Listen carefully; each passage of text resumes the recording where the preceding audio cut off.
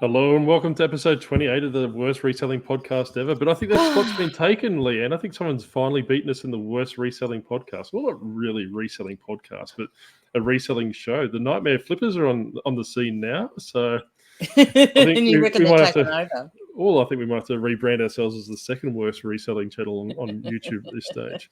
But hello, Leanne. Hello, Blake, and welcome back to a brand new year. Yes, almost. Yeah. Oh, it is, isn't it? Yeah. Yeah, well, we're releasing on Tuesday, Leanne. We've got to pretend we're in 2024. True. That's Happy right. New Year, everybody. That's right. Well, all the streamers are behind me. Look at all the streamers. I'll have to put that in post-edit. Oh, you could have told me. I would have worn a party hat. Oh, that's right. Well, that's right. But I suppose we will prefix this episode. So we're going to kind of do I suppose, more of a reach out to new resellers and, you know, I suppose people in that boat, if they want a bit of a refamiliarization or a bit of a refresh of how to resell, I suppose. Like we're not experts by any means, but we've jotted down a couple of notes that we probably want to talk about this episode as well. But before you click off and roll your eyes, what I do want to say to anyone that's new to the reselling market is please watch this episode for the entirety, not just because of the algorithm or because of, we want you to hit like and subscribe and all those different things. Between the three of us, we've got about 6.5 months reselling experience. So we want to tell you about our pitfalls, and we want to tell you about things that we've actually learned over the years that we've been reselling. So, other channels might say, hey, look, this is how you do it, and it's kind of like a 10-minute crash course.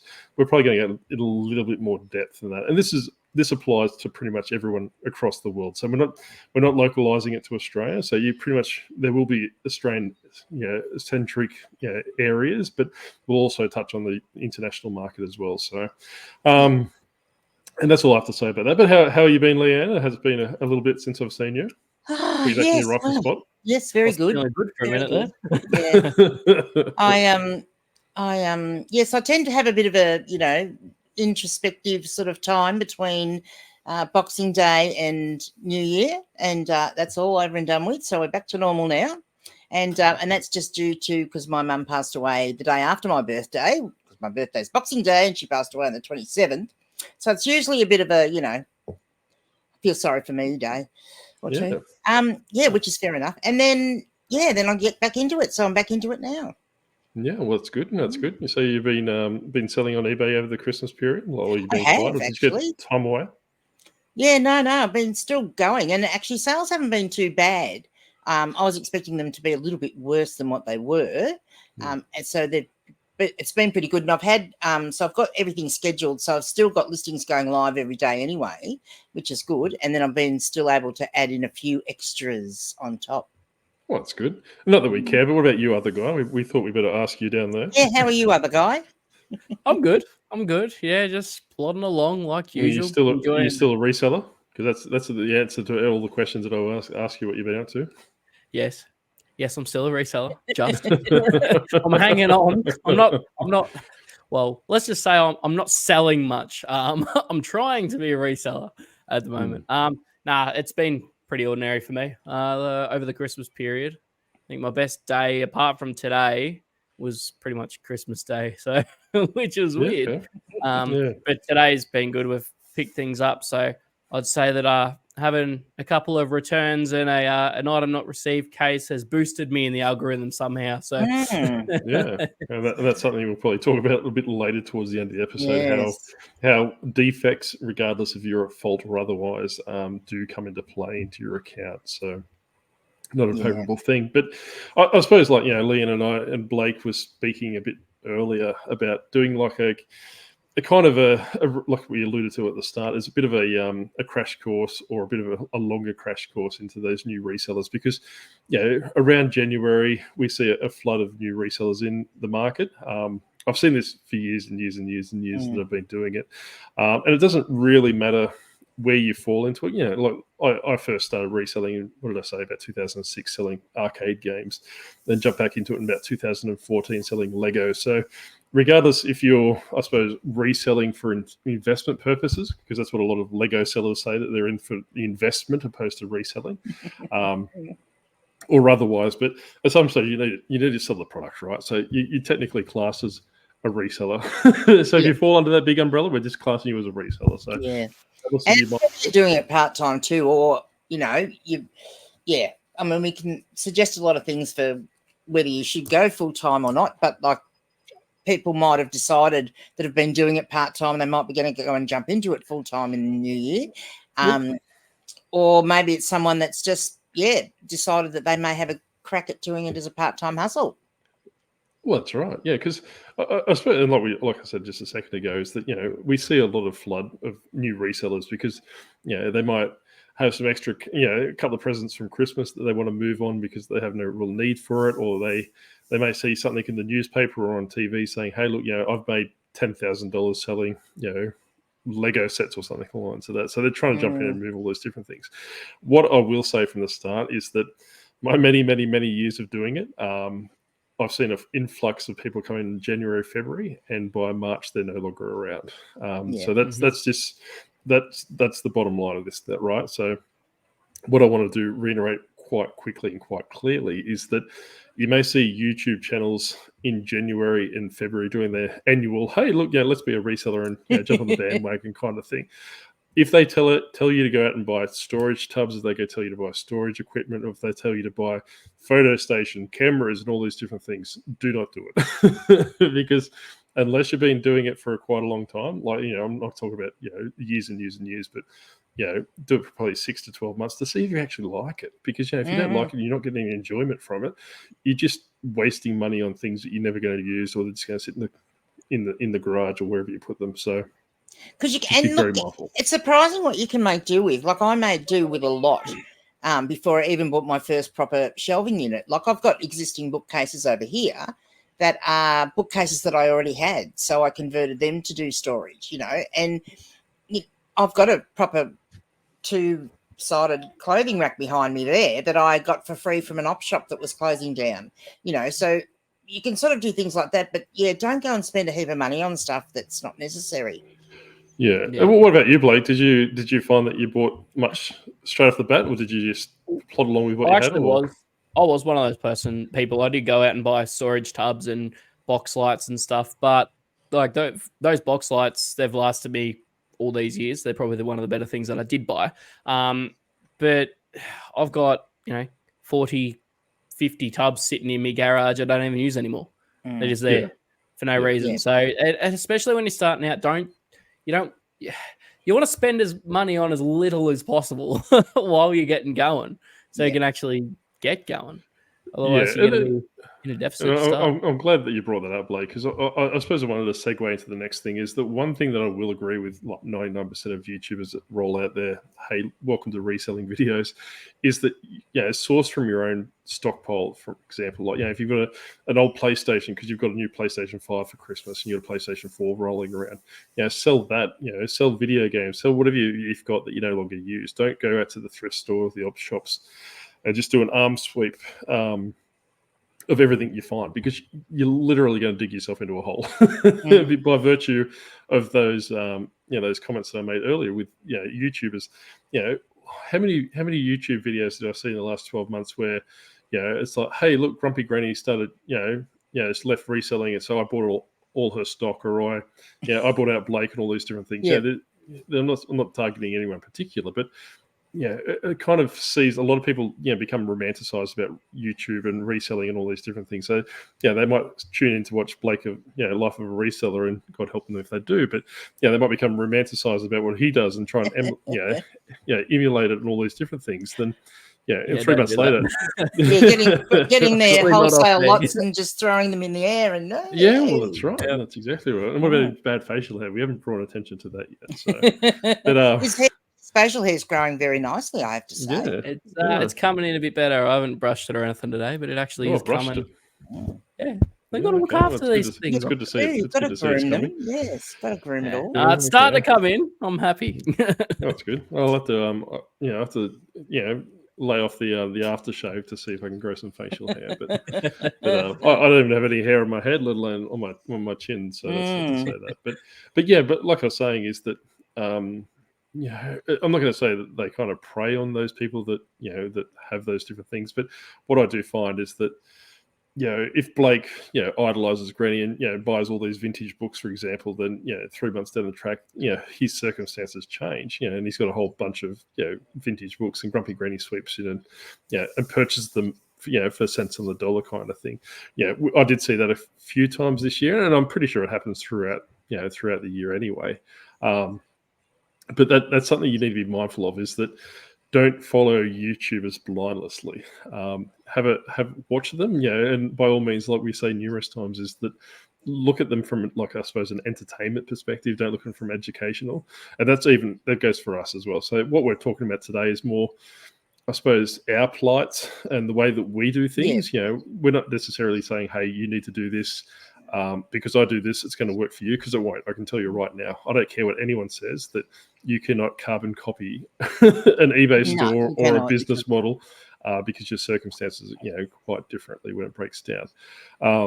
So like I said, if people say, hey, this is the A to Z of reselling, this is how you do it, that's the A to Z of reselling for how they do it, right? So that's not necessarily going to translate to what you should be doing or how you should be doing it. And I suppose, Granny's probably the newest reseller out of all of us, despite her age. You think she'd be reselling before Jesus was running around. I'm a babe in the woods when it comes to reselling. No, that's right. It's almost like Benjamin Button. You're aging in reverse. But I suppose what were the trapfalls that you fell into when you first started? Probably buying too much stock is probably the big thing, And I mean, look, when I first started, I only had, and I'll tell the story, I only had $17 when I did my first thrift store shop. And so that was fine. But then I made money selling some of that. And then I would go and spend all of that money back buying some more. And so you do. And look, I get stuff really cheap.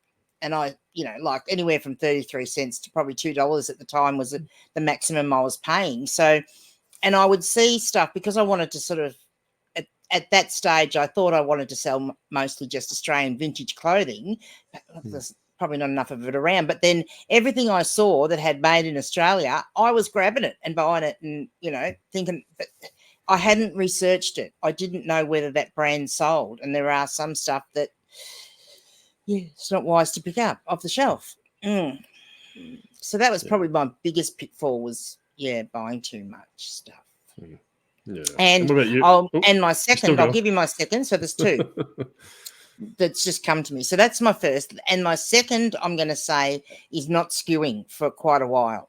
So for those that don't know, skewing is actually putting some sort of a system in place so that you know exactly where each of your items are. So everything has a number, or the location has a number that you then put into your eBay listing in a special little custom skew box, so that when you sell that item, you can just go and pick it off straight away. So you can sort of see behind me there's a tag hanging on that garment behind me, and that's actually got a SKU number on it for that particular garment. And I didn't do that for a long time, and so I would sometimes be spending an hour to try and find 6 items because I didn't know exactly where they were. I thought I did, but I didn't. Not to throw shade at our fellow beloved reseller, but I believe that that quite handsome Uncle Wayno doesn't have any SKU system. I don't know how he does it, honestly. No. And what about you, Blake?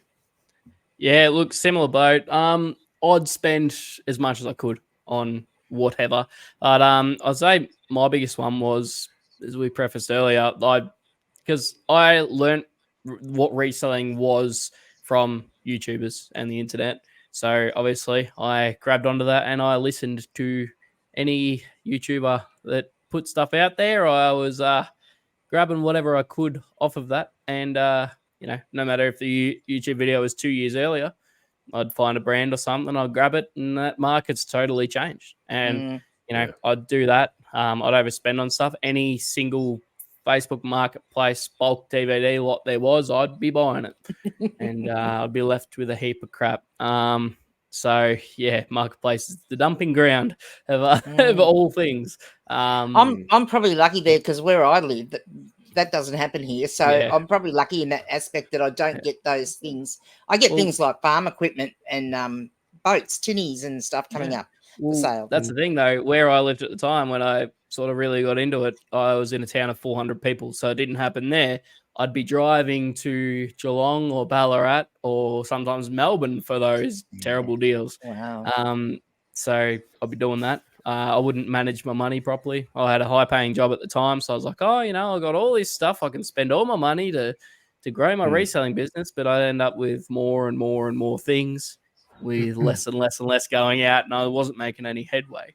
And that's, then I changed jobs, and then I gave up reselling. But that's the thing, like you said earlier about people, buying other people's lots. I could have sold everything and it was a reseller bulk lot, but some poor new reseller would buy all my stuff and be in the same boat I was. So, That's right. and it's probably something that people need to be aware of too, isn't it? Like we've all seen it where there's been those bulk lots come up, and you really sometimes they might be a genuine bulk lot of someone, say, selling a tub of Skylanders or something because their kids are too old and they no longer play with them. But then, how many times as a box of DVDs or books or whatever, because they're actually a reseller stuff. So you really have to stop and think about, well, why is that person selling that? Is it genuine? Has someone passed away and they're getting rid of all their stuff? Or can't they sell it, so they're going to try and sell it as a bulk lot? Yeah, so I suppose every evil dictator needs their own origin story. But my origin story was that, when I started selling in 2006, that I suppose YouTube back in there would have been in infancy even if it existed. But I started importing, arcade, game boards. So kind of like I suppose your PlayStation 5 disc, but they go on those big arcade machines. And what I was finding is that I could actually sell them, for about 3 or 4 times as much on eBay eBay auctions back in these days. There was importing them from Greece and Italy and all these different things. So that's what I started. Then, like Blake was saying, is that you change jobs and you move around, and reselling takes by the wayside. But when I started back in 2014, I was just reading a community post on a billboard that I was in. Where someone was talking about selling Lego, and that's where I actually started, all the way up to probably about 2019. I didn't even know YouTube existed, to tell you the truth. I didn't know reselling was a thing. So I suppose that all the mistakes that I made were lessons that I learned, which were fantastic, right? Because I actually had like a little community, I suppose, in like kind of a community chat board perspective, and we all discussed it from that way. So we weren't really tainted from that YouTube perspective. And we weren't also, like I said, probably 2019, where I stumbled across probably, I think it was Brad and Jazz and a couple of other YouTubers, and it kind of branched out from there. But like I said, that I never really fell into that trap of looking for bolos, of looking for all these different things. And like Blake was saying, looking for products, or following people blindlessly and making those mistakes. I made a lot of mistakes, don't get me wrong, but it wasn't influenced by other people. And I actually learned from those mistakes. And I think that's what I've said in the previous video very early on in our podcast journey. It's probably unwatchable, so I don't recommend watching it. Is that you probably want to spend your first 6 months not watching YouTube, like kind of maybe looking and researching products and all these different things. And we said, I think it was only a couple of episodes ago, Granny, is that we and the Skylander video that I just did with Flip Fox Finds was that you almost want to watch content about a certain niche or a certain category if you're going down that path, about people who are actually collecting it, or they're in love with that niche, not so much reselling it, because I'll actually tell you all the intricate ins and outs. Because Skylander's example, like Granny was saying, then kids play with them. So from a selling perspective on eBay, they don't need to be perfect. They don't need to be pristine like Funko Pops and all these different things. Like minor blemishes or all these different things don't affect the value very much, because they're looking at it from a game perspective, right? They just want to put it on a portal and play it.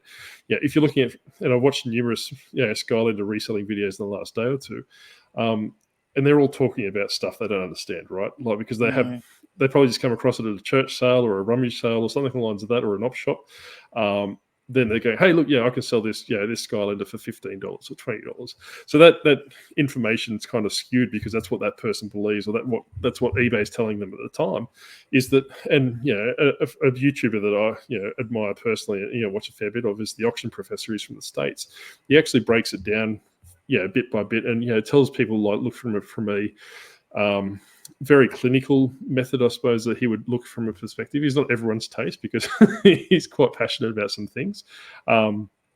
But that's what you kind of want to look at it from, like you want to, I suppose, gravitate to YouTubers like that if you're wanting to look at it from that perspective. Like, opposed to people that punch out, look what I found in the op shop, or look what I found in the thrift store, and all those different things. Especially if you're learning, because that there's nothing wrong with those videos, but like someone might come across something in the op shop or the thrift store for $1,000 that they can make $1,000 profit on it.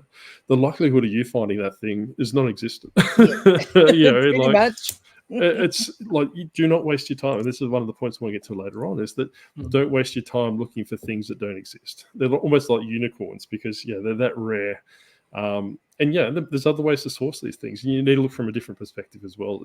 So that's probably, I suppose, from my perspective, from a bit of my background story, is that I didn't really fall into the YouTube space until 2019, and I have made plenty of mistakes, which I'll touch on a bit later. Following YouTubers blindlessly, because I go, oh, that sounds good, or I'll jump into DVDs, and like what Blake was saying is that when I was in a holiday to Perth, looking to take over Perth, was that I stumbled across this gentleman selling, probably about 3,000 DVDs. So I shipped them all back to, the Bermuda Triangle at, probably about $300. And when I finally got around to, price comping them, they're probably $1 DVDs. So I actually lost an exorbitant amount of money on those, because, I didn't realize at the time, and I didn't think, because, I was on cloud nine that I found so many DVDs, which I thought was going to be quite profitable. They'll resell as probably seconds, thirds, and fourths. They've probably gone through all the different resellers at some stage, and this guy's cleaned it out, and I thought I could, make a mint, and, like all those different things. And that's why I kind of tell a lot of new resellers, and Uncle Wayno and a couple of other people will probably disagree with me, that the DVD market's probably dead. That 99% of the stuff is crap, and that goes for everything, right? That goes for every category and all those different things. So just be very mindful of what you're picking up before you pick it up. Yeah, 100%. Yeah, very true. And I think one thing people should keep in mind, like if you're just starting out too, is from my perspective, like, because I went out and I was buying, I wanted to sell Australian vintage. So everything that was Australian vintage I'd buy. If you're looking at going into a particular category of stuff that you think you might like to sell, okay, go and buy 1 or 2, 3 or 4 maybe. Don't go and buy 50, because, will that thing actually sell in the end? Yeah, exactly. And because one of the things I found is that you don't actually know whether you like to sell something until you actually do it. And so I'm one of those people that I started off as a real everything seller. So I did watch YouTube videos and I did buy things. And and there were certain things that I found I didn't want to sell anymore, as much as I love them. Like, I love vintage and antique ceramics, love them. I have way too many now, because I have stuff that I have bought that I didn't sell on eBay because I didn't want to, because I hated packaging them up. And that was the thing. I didn't mind selling them. I liked listing them and taking photos of them because they're very pretty. But then I hated sending them. I hated packaging them up. And then I would be on bloody tenterhooks for a week until it got there safely. And to know such relief, that thing, because some of them were worth a lot of money. And, you package something up that like a mid-century modern big piggy bank like I did one day that, I sold for $75. And, freaking out whether that's going to get there, and then would I finish up with a return because it arrived smashed? Like, it's just not worth the stress for me. Some people love doing it and they love packaging that stuff up. But, until you've done it, you don't know. And so I'm not opposed to people actually starting off doing everything and picking up 1 or 2 of different things and having a crack at it and seeing whether they like selling it. Yeah, I'm going to run a question by you, Blake. I suppose my stance, right, is that, if you're you're probably 2 weeks into your reselling journey, for example, and a big, massive bulk lot comes up for you, just say, if, you see it on Facebook Marketplace and it looks legitimate, would you pick it up then, or would you just let it go? Like when I was 2 weeks into it, I would. So I suppose I'm a bit the opposite, right? Like, if now that I probably would, because I know the market, I know sell-through rates and all those different things. But what I suppose I was having a bit of a reflection on this, because a couple of bulk lots have come up on Facebook Marketplace around me, the Bermuda Triangle, just so I can have a bit of a look. But the fact of the matter is that there's always going to be another deal, right? you're always going to probably have those unicorn deals that you miss out on all those different things. But what I do want to draw attention to is that if you just if you just signed up for a new eBay account, all these different things. I'm not saying that you have sold previously and had, you're going to have limits applied to your account, right? So, hypothetically, you've got $1,000. You probably say you've got $1,000 bulk lot. And it's got about 15,000 pieces in it, or something, ludicrous along the lines of that. So when you first start eBay, you might be only able to list 100 items for a month, all those different things. So, and you might have a selling limit of $500. So your listing limit of $500. So you spent $1,000 on a product that you can only realistically list maybe a half of it, and from a cost perspective and a list item perspective.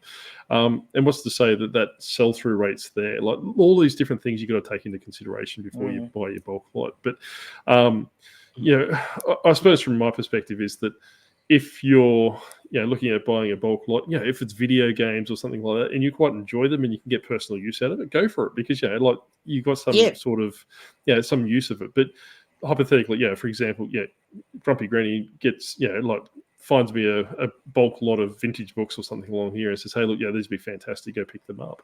I've got no interest in vintage books. I can't use them. They're just going to sit on the shelf. I've got no way of knowing how to sell them. So I'm not going to go out and spend $1,500 on a bulk lot of vintage books. Regardless, they might get me $15,000 back in return investment. But how long are they going to sit here for? How do I list them? How much time do I have to look into it? All these different things. So these are the things you need to be mindful of, because it's almost like, a shining light or something that gets your attention, and this is fantastic. I'm gonna make $5 or $6 grand on eBay. And like I said, if you're very new into your reselling journey, I'd probably hold off on those different things. Just start slow. Like Grumpy Granny was saying, is that buy one or two pieces, learn if you like that niche, and go from there.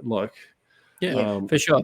Knowing what I know now, if I was 2 weeks into my journey, I obviously wouldn't do it, but back then I would have. But I think it's good to dip your toes in a little bit of everything, so you, like you say, you do know what you're actually wanting to sell. But definitely don't go buying, because you like clothing. That's all well and good. You might hate selling clothing, but even if you enjoy selling clothing, if a big 200 lot comes up, it's like you say, it is too much for you to do at the start. You might only be able to list 1, 2, 3 things a week when you start and trying to learn things. So last thing you want is to spend all your money on all this stuff that's going to sit there for months.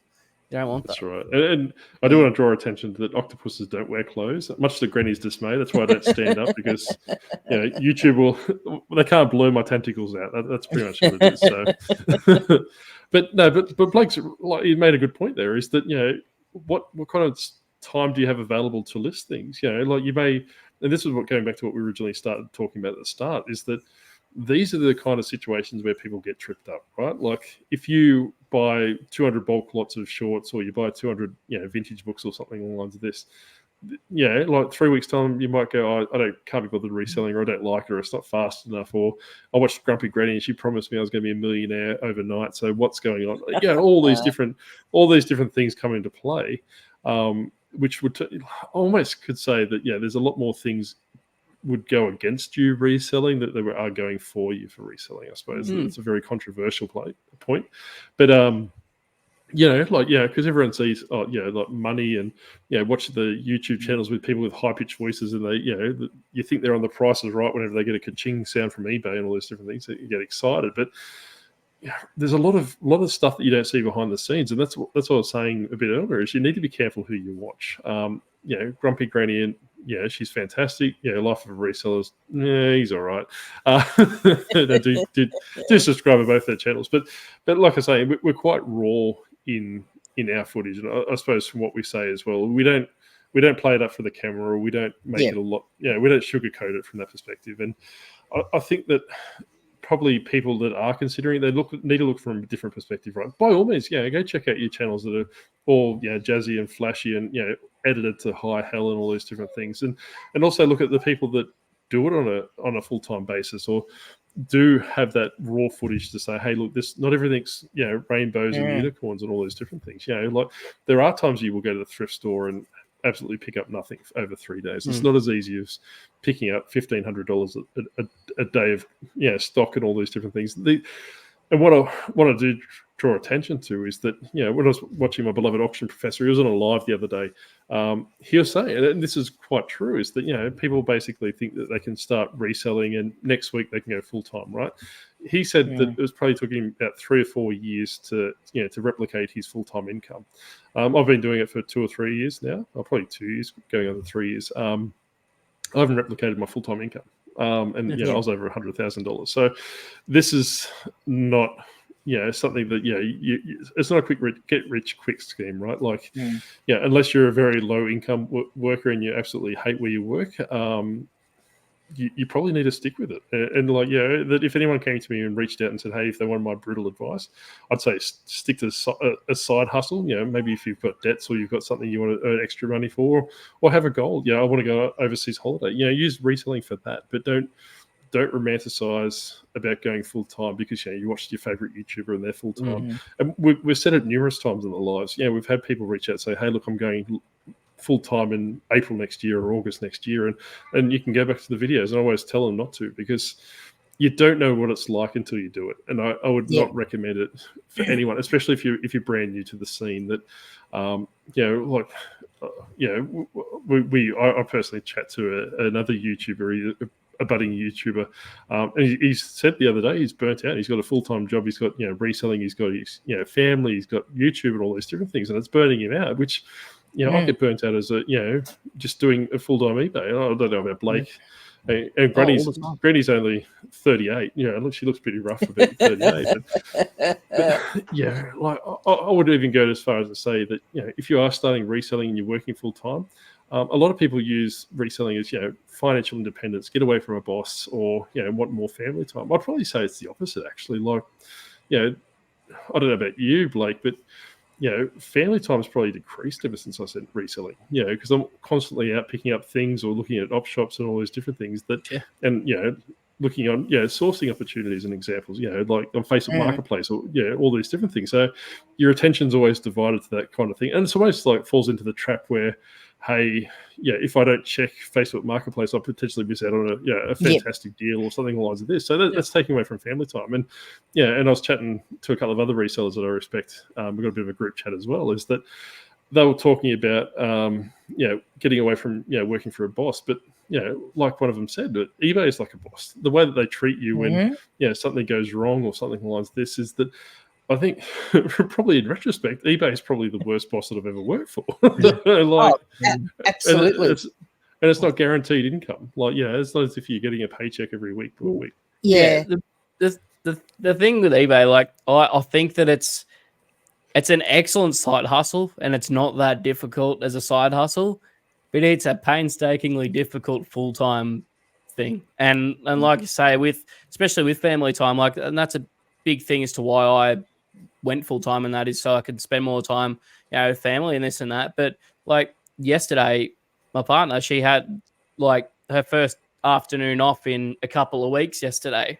Well, I was out of stock because it's this time of year, and a lot of my regular suppliers and stuff, they've shut down over Christmas, so I can't get my regular orders. I didn't have stuff for this weekend, so good to see you, sweetheart. Let's go to Melbourne. I'm going to work. And that's sort of the reality of it. It's not always, I get all this time, I can work when I want to. Because if you work when you want to, you'll fail because you'll never get nothing done. That's right. And don't get us wrong. There's a lot of things that go right for eBay, right? And like I said, if you are in an abusive workplace and you're only working maybe 2 or 3 hours a week or something, you're basically scraping by that. eBay could probably subsidize that if you're working very limited hours, right? But like I said, if you and I think Gary Vee said it as well, if you're working $100,000 job and you just don't like it, move to another job. I would recommend moving to another job before I move to reselling or anything like that. YouTube does have YouTube. So you've got me doing it now. Your motives are both here. You're YouTubers. That's not right. resellers. That's right. What are you you keep telling me I'm now a YouTube reseller, not a reseller YouTuber. We're both monetized now. We're selling out. We're selling out. That's a whole other story. That's a whole other podcast episode. That one. But yeah, what I was going to say is that, like, for me, I came into it in different circumstances in that I kind of got thrown in the deep end because I stopped caring for my mum after she passed away. So it was just a matter of finding something, and I had quite severe mobility issues at the time. So I needed something that I could do to work from home. And I did start by selling off some stuff around the house. And, then I went and started op shopping. And so I went into it that way. And I love the fact that you can adapt it to suit your circumstances, in that I could adapt it for my mobility issues, which meant that, like, if I did need to stop and have a break and go and lie down because of my back, I could. So it does work in that respect, but it doesn't mean that you still work any less hours, because if you want it as a full-time income, you can't just do it by doing it for 2 hours a day. Like, unless you've got exactly the same stuff coming through so that you can do multiple listings of the same thing, or have a listing that has multiple quantities, yes, okay, you probably could do it. But then you've got to find out where you get that sort of stuff from. You can't do the whole thrifting thing, and because that all takes time. But so we don't want you to think that it's all bad, but it does have that ability to adapt to certain circumstances. And if you're someone like me that lives in a rural area where it's quite cheap to live, as far as what you're paying for a rent or a mortgage or anything like that, you can get by on it and build it so that you are getting some money behind you. So Yeah, and I suppose Leanne and Blake as well, is that I suppose my stance, if I was to start again with the knowledge that I have now, I'd probably try and move into a replenishable model where I don't have, what kind of similar to what Blake has, where he's got his stock coming into him, but more of it like Rennie was saying is like maybe one or two products that I've got 1,000 quantity, or I've got access to 1,000 quantity. So you basically just set and forget, like those multi-quantity listings that, especially if they're in high demand, you don't need to, relist every day. You don't need to, end and sell similar, or all these different buzzwords that you hear on YouTube, because they'll just keep ticking along and keep selling. Is that something that you would both go into if you had the opportunity, or would you prefer? Yeah, look, in all honesty, the one thing I really wished I had done right from the start was have my figures worked out a little bit better, so that I put a certain percentage away. Instead of putting it all back into buying more stock, I wished I'd put that bit away so that I had some cash build up, so that then I would have gotten to a point where I could have actually started doing that as a model and bringing in some sort of a replenishable item that would just keep rolling over. What about you, Blake? Yeah, it's something I've actually, well, that's the thing. Like, I thought about it and I didn't do it, but I will end up going down that road, at least for a couple of items. Like, do a bit of a tester and see how it goes, and then obviously get more of that stuff in eventually. But it's definitely a good thing to do, because, like you say, it is more of a set and forget thing. You don't have to do if you want a certain amount of listings, like, you don't have to go and 20 individual different items. If you've got the same thing there, then it's a listing there. One sells, okay, you got more there, sort of that's right, to go ahead and do that. So I think a replenishable model is much more desirable. Yeah, definitely. Not to say you're necessarily being more successful, but it is, it's a and I think it really comes down to your product. So by all means, just go, hey, well look, we're not going to rush out and buy DVDs. We're just going to buy replenishable stock now. But it's, you need to do your research, and I know a lot of the YouTubers say this, but they kind of, a lot of them also brush over it, right? Like, depending on what kind of entertainment channel that they're running, or educational channel, all those different things, that that the premises is on education and research, right? This is pretty much the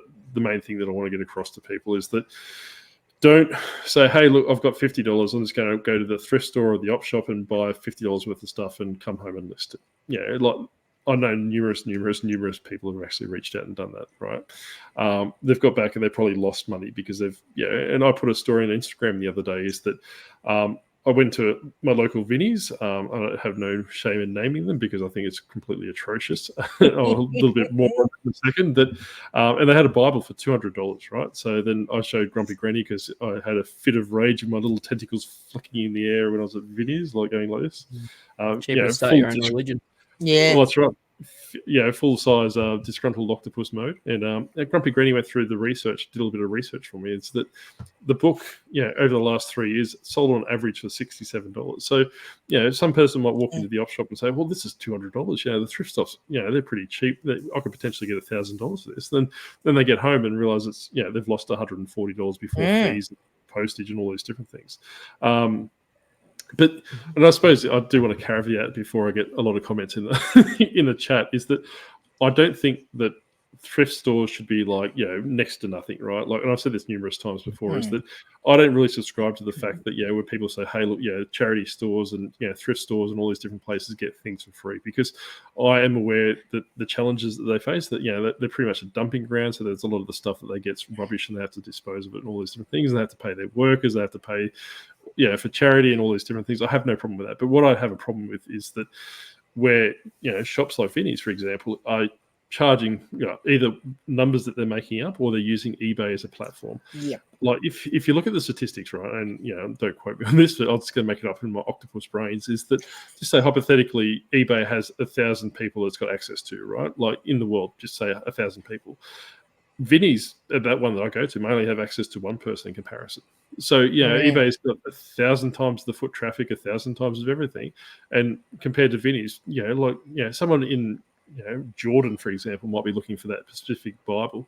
The likelihood of them getting on a plane and going to my local Vinnie's to pick it up for $200 is non-existent. So this is what I suppose I could have articulated a little bit better, is that you can't sell something in an opportunity shop or a thrift store for eBay prices because you don't have the foot traffic. You might get lucky and someone wants that particular item, pay for the price for it, but from my understanding is that if I buy it from a thrift store, it's kind of like an as-is arrangement. So if I spend $200 on that Bible and I get home and it falls apart or it's flooded or it's damaged or I touch it and I start burning, which is probably more likely the case. But these are the things you need to be careful of, is that, but if I buy it on eBay and it arrives, like Rennie's saying, with her ceramic pig, and it's all smashed and all those different things, I've got to buy a coverage, right? Like I can send it back to Granny and say, hey, look, this is not exactly what I bought from. But I can't do the same thing from an op shop or a thrift store. So I can't take it back in most cases to say this thing's not working, or this is broken, or all these different things, because they're being sold as an as-is process. There's no I suppose, consumer rights from that perspective. So and look, we've all probably done it because we all sell clothing. I don't know how many times, particularly a black, I'm going to say black because, a black woolen cardigan or a black woolen jumper knit, and because I do get a lot of 100% wool stuff around here because that's the farming area sort of, that's what people tend to buy, and you can hold it up in the shop and look at it and it all looks good, and then you get it home and you're photographing it and you discover it's got a hole in it, Did that yesterday. And what do you do? You can't take it back to the op shop, so you crack it. Yep, exactly. You crack it and throw it on the floor and stamp on it a couple of times. What's right? Then you make it. Then you Can you make give an us a Instagram demonstration? I was going to say, you make an Instagram story about how the octopus ruined your life, like everyone else does.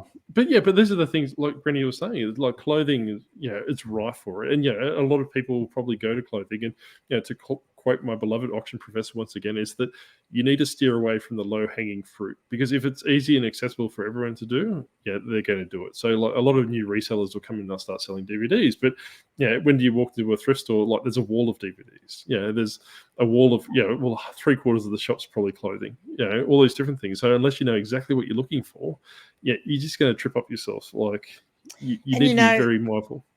There's a lot of talk on YouTube. I was going to say on eBay, but on YouTube about YouTube. With that terminology of a bolo, which is be on the lookout for. Yes, so that's meaning those items that are great. Like, so, a pair of Levi's 501 jeans are a bolo item because you can buy that, you can sell it for really, really good money, and it'll sell quickly. But at the same time, there is another term that you need to know, and you need to know those things too in the categories that you're going to sell in, and that is a NOLO. Not on the lookout for bolos. Find out the NOLOs as well as the bolos. And I suppose, much to Grumpy Granny's self-promotion with the rap video for the 501s, is that even within the bolos that there's trap falls, like 501 jeans, you might go, Granny said to buy Levi 501s. Then you come across a size of 28 501s. What would you say, Blake? 34 to 40 is probably the more ideal range for the sizing. 30 to 36 is the best range, I'd say. Yeah. So because most guys will be around that.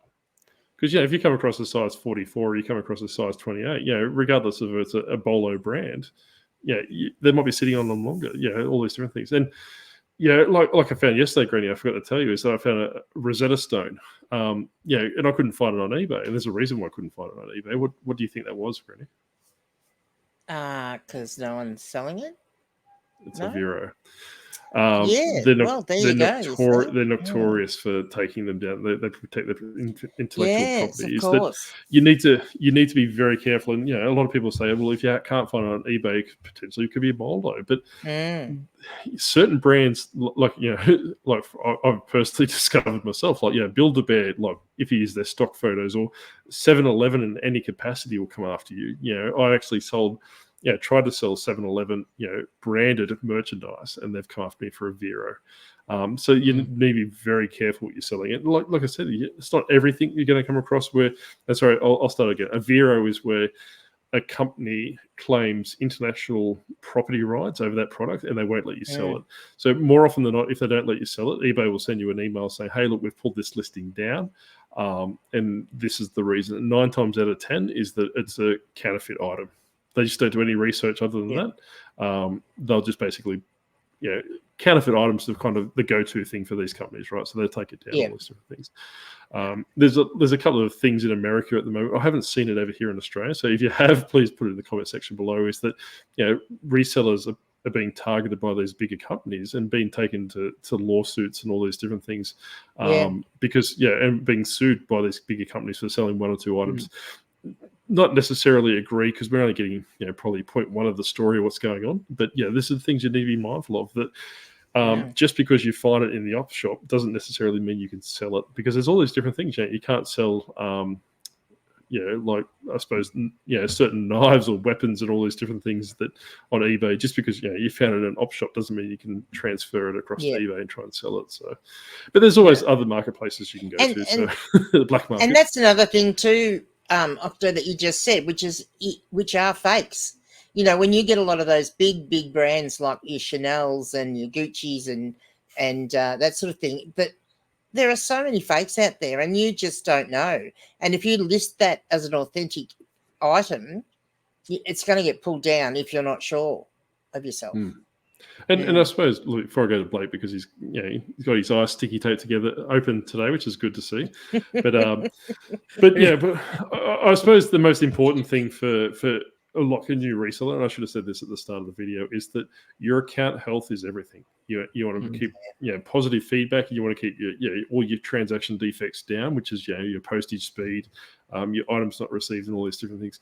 Because once your account's been suspended, which is quite common, like especially if you're just taking it as a I'll sell on eBay, but I can't really be bothered jumping through all the hoops that I promised.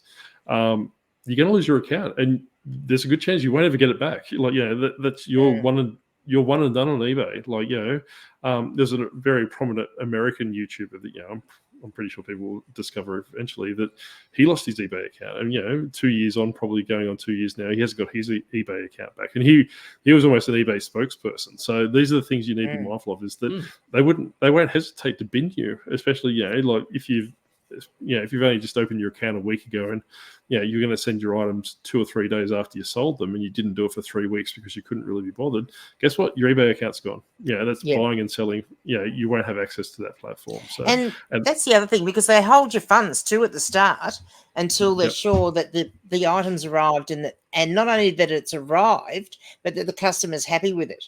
And so you don't get paid out for probably a month to 6 weeks when you first start out.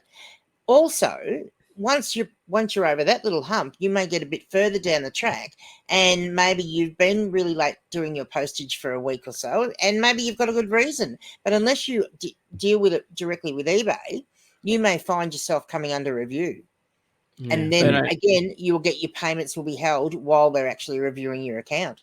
Yeah, they don't care. And in terms of account health, and I just got to say it before I forget it, newer resellers especially fall into a big thing, and I didn't, but I know of a lot of people that did, and that's oh, this item has a flaw, I'm going to try and hide it so that the item sells. And it's like, that's going to bite in the bum big time, because the buyer's going to get it. They're going to be unhealthy. You'll get a negative feedback. And the next thing you know, your account's pretty well under fire by your customers, and then eBay will throttle you because they're, getting different signals and stuff as well. So like, you're better off just not to sell something like that, or just be honest and be like, hey, this shirt has a hole in it. That's what I did with my one this morning. And it's surprising. It is, and that's one of the things, and because you don't realize it, but there are certain things that it doesn't matter if it does matter if they've got a hole in them, but like you can still sell them as long as you disclose it. Yeah, and whether or not you can or can't sell it, like that's the thing too. Sometimes you just need to put your big boy pants on and realize that, hey, my item's not that good anymore because it has this thing here. I'm either going to sell it cheap and try and get some money back, or I'm just going to redonate it or throw it out, because but just don't be like, oh, it's got a hole in the armpit, I'll just sit the shirt like this just to make sure that no one can see the hole so that you get that sale, because I can guarantee you they're going to come back and they're going to be pissed. so it will bite you in your backside big time. I suppose just for just to touch base with it a little bit, that for example, for postage speed, you've got 5% before you start falling down through your level. So you've got a top rated seller, which gives you like pretty much, I suppose, priority placement before they brought in promoted listings, and we won't talk about that today because I'll probably confuse you enough as it is. But if you've had 100 transactions, which I can guarantee you probably won't in the first 3 or 4 months, depending on what you're selling as a new seller, and you've sent things late 5 times, just say, like, because a lot of people will go, oh yeah, I'll send it off in 2 days, then 2 weeks later they're like, oh, I really need to get around to sending that thing off. That's 5 times in 100, not 1 or 2 items that you've been selling that you can stuff up on. Like I said, then you, like, we actually know someone, Leanne and I know someone that's actually the below standard category, is that you're almost willing to, especially if you're a new reseller, you're a very periodic reseller, and if you're in below standard, you run a real risk of losing your account, because they always, like, I don't know if they still did, but they used to run monthly checks on your account to see if you're still selling and how you're progressing and all those different things, because like you're either below standard for a year from when that transaction came down to it, or it depends on how much sell through you're coming through. And that's, I've said numerous times, and I've noticed other YouTubers sell as well, is that if you fall below standard, you're almost wanting to, buy those, like, not having a go at anyone in particular, but buy those DVDs and selling them for, like, at a loss, almost like $2 with free postage, just to get your transactions, to stabilize, or even just to get that threshold where it's actually being assessed on a more frequent basis. Because if you're below standard, you're not being seen. Like, especially if you're selling DVDs. So you're pretty much dead to eBay. You're a liability, and it's it's quite hard to say. And I'm quite lenient towards new resellers and all those different things. But if you fall into that quite quickly, into like the first month or something, you're probably not what eBay needs, right? And you're going to do more damage to the platform. And that's what they're looking at perspective, right? They're looking at it from a we need to protect our entity. We need to protect our business. They don't care about sellers. I can tell you that straight away. And they don't care about buyers as much as they do. What they care about is their shareholders, right? So they're looking at making money for themselves. And if you're seen as driving buyers away from the platform, your account's gone. So that's something you need to be very mindful of. So they are very self-conscious about their reputation. Not self-conscious, but their reputation means the world to them. And if you're a seller that's given them a bad thing, you give buyer a bad experience, or whether it is late shipping or an item that's not as described or something like that, then they're just not going to shop with eBay again, because a lot of people don't realize that we're all just individual sellers. To most people, we are eBay. We are eBay, so, exactly. Yeah. And we're like, I see it as we're quite lucky to be able to sell on a marketplace like eBay. So you got to do whatever you can to do the right thing by them. Probably one of the things people need to learn, the platform and how it works, and they need to learn what are the things that eBay needs me to do so that I can sell things the way they want me to sell them. Because although you're working for yourself, you have a set of guidelines that you're supposed to follow, and if you're not doing that, well, you're gonna come unstuck big time. Let's face it, if you're not going to follow the rules. So it's important to work out what find out what the things are that eBay measure to give you a good seller rating, so that you can actually make sure that you're doing those things. And whether that's how you're taking your photos, how many photos you're taking, making sure that you post on time. If you say that you're going to post within 2 days, that you are posting within 2 days, making sure that you package your items really well, so that when they get to the, my my measurement on that is, I want my buyer to receive the item in exactly the same way, in the same condition as when it left me. So that's, I package for that reason, and that's the way I do it. But you need to work out what your things are and what eBay wants you to do, so that you can actually follow those steps. Yeah, and then I suppose that there's a lot of fantastic YouTube channels that talk through packaging items and how to ship them. I know Grumpy Granny does her daily nuggets, which is fantastic. With and there's different videos on there. What about you, Blake? I know you do a lot of unboxing videos. Have you done any packaging videos? I haven't seen any. Yeah, back. Check it. Yeah, back a while ago, I did. That's what my channel was, education and stuff like that. But I've sort of pivoted away from that. But I still know the stuff that I can tell you if you ask. Well, the fact of the matter is, right, like, packaging doesn't change. Like, if you're watching this video in 2023, or 2024, because we're recording in 2023, or you're watching it in talking of which, I'll interrupt you there, because I was watching John and Jenna on Flippin' Uneasy before, on the live they did earlier, and he actually said we'll get past 2023 into 2022. Yeah, I was listening to that with my AirPods when I was driving, but I just want to talk to you about something after that too, Granny. But I suppose packaging videos are the same. Like what Blake was saying, that he did previously, maybe earlier in 2023, he was doing packaging videos, or Grumpy Granny, or like she might do videos just because they're 2023 or 2022 or something like that. Doesn't mean they're out of date. Like, packaging's the same, right? You need to, follow all those different things. That, like Two Aussie Thrifters, they got some really good ones. Uncle Wayno, is fantastic if you're selling DVDs.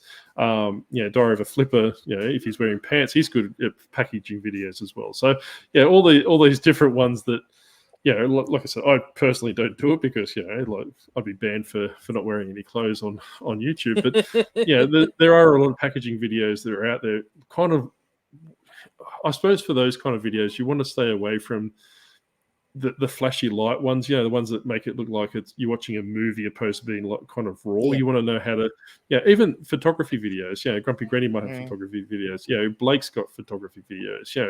You want to learn how to take them properly. Take all the lights. And what Blake was saying earlier about regarding box lights. So those are those big black lights you see on stands with white sheets on them or whatever. I don't know how to explain them. I don't use them, but. All I use is, and I've said numerous times, is I use natural light through a window under the sea, and also a box with a bit of butcher's paper on, just to give it that white background. So I've been, like I said, I sell a ton of stuff, and I list a ton of stuff, and I use a cardboard box for my backdrop, right? Because I normally sell. I like to sell collectibles. So, Funko Pops and, cars and toys and all those different things, action figures and all those different things, Skylanders and all those different things. So it's good for that. It's case in point. And if you're working full time and you don't have time, set aside maybe 2 or 3 hours on the weekend just to take photos in the natural light. Don't go out and fork out and buy, $100, $200 worth of lighting equipment, especially at the start. Like, you might need it at the start. That's right. Like, I don't even need it. And I've been reselling for 10 years, quite heavily. And I might add too, you do not need to go and buy a thermal label printer to print your Australia Post labels on, or your US label, whatever you print them on. You don't need a thermal printer when you first start, because that's one of the things that everyone says. Oh, you need a thermal printer. You do not need a thermal printer at the start. Now, 4 months ago. Everyone go buy Dymo 5XL. Go buy a Dymo 5XL. You might start off even like cutting them up and sticking them on with sticky tape. That wears very thin, let me tell you. But what you can get, if you've got a normal computer printer, you can get them, and they're very, very cheap, what they call 4-up labels. So I wish I had some with me. It's an A4 sheet, and on it are 4 labels. And they're exactly the same size as what you get for a thermal printer. So you just stick that in your printer, your normal printer, and adjust the size in the Australia Post website when you're doing your postage, and voila. And I made a video about it, so go and have a look. There you go. Look, I don't know about you, Blake, and I'll pretend I care about what you have to say in a second. But what I did for the first 6 or 7 years when I was doing Lego is that I'd go down to Australia Post, and obviously this is not relevant to people in the UK or America, but yeah, quite possibly, you could have something very similar. Is that I would go there and get like a pad of address labels that just had a self-sticky thing. Being an octopus, I've got semi-neat handwriting. I actually used to handwrite all my labels for the first 4 or 5 years before I even got a thermal printer.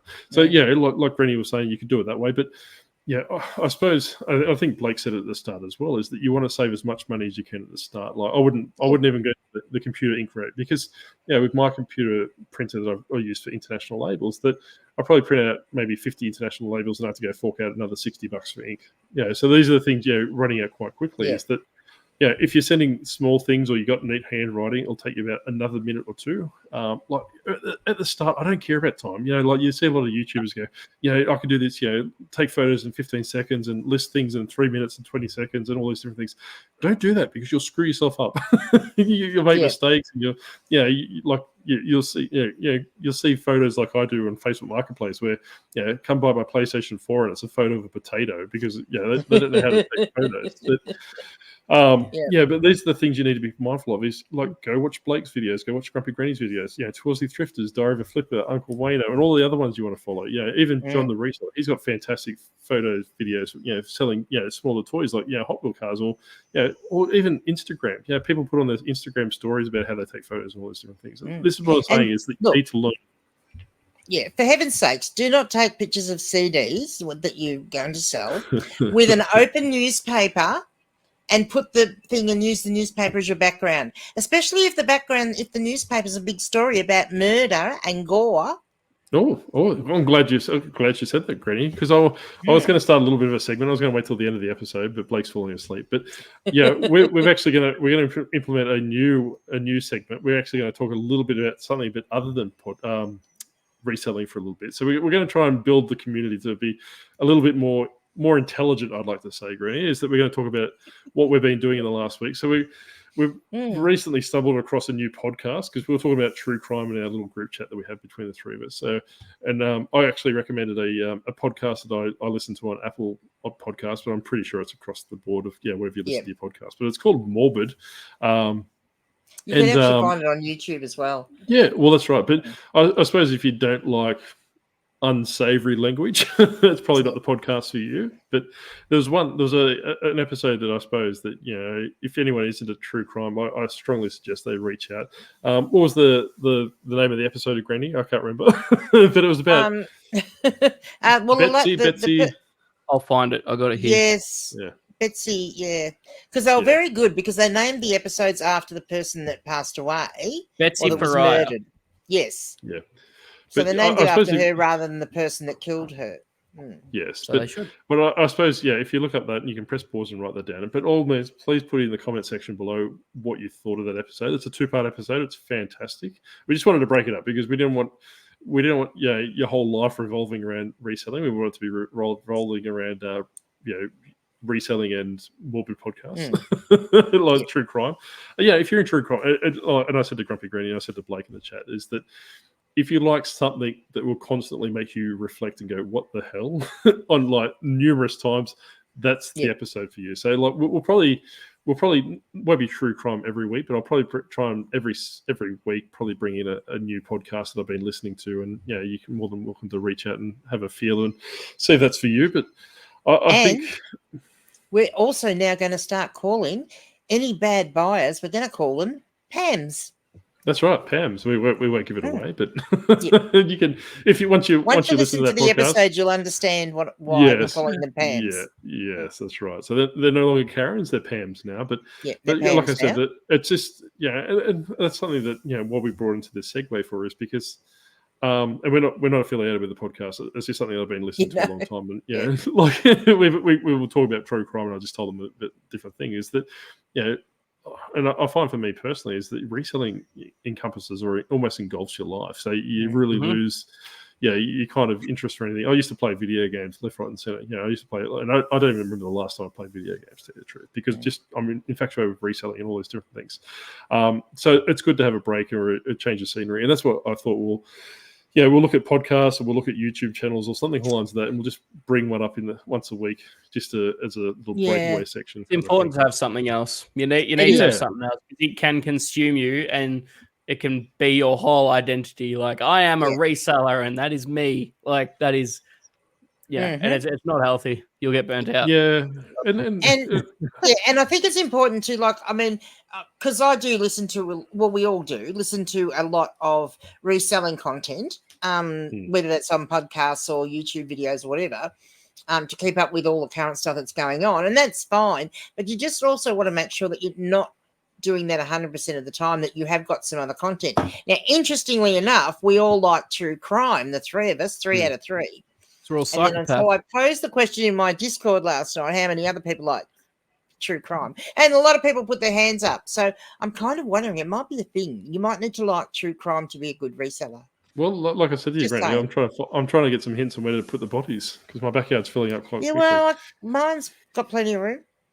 And I've got lots of shovels. That's right. But what I just thought about, I just remembered that YouTube has a description field. So what I'll do is I'll actually drop those links to those podcasts in the description box below. But like I said, that's hosted by 2 ladies.